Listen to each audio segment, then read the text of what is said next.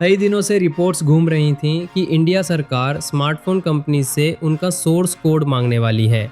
लेकिन सरकार और MAIT दोनों ने साफ कहा ऐसा कोई डिमांड नहीं है। और टेक दुनिया में ये क्लैरिफिकेशन बड़ा सिग्नल है। सोर्स कोड दरअसल स्मार्टफोन का दिमाग होता है, वही इंस्ट्रक्शंस जो ऑपरेटिंग सिस्टम, ऐप्स, सेंसर्स और हार्डवेयर को कंट्रोल करते हैं। एंड्रॉयड का कुछ हिस्सा ओपन सोर्स है, लेकिन स्मार्टफोन ब्रांड्स उस पर प्रोप्राइटरी लेयर्स डालते हैं। यही उनका सीक्रेट सॉस होता है। इस कोड को लीक करना मतलब कमर्शियल सीक्रेट्स प्लस सिक्योरिटी दोनों को रिस्क पर डालना। वैसे भी ग्लोबली भी कंपनीज अपना full source code rarely share करती हैं, एप्पल तक नहीं।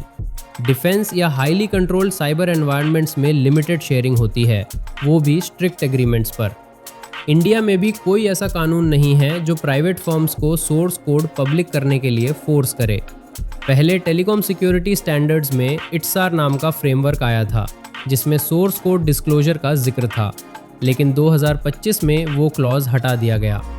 इसी तरह स्मार्टफोन्स MTCTE वाले फ्रेमवर्क में आते थे, पर 2023 के बाद उन्हें रिमूव कर दिया गया क्योंकि BIS सर्टिफिकेशन ऑलरेडी मैंडेटरी है।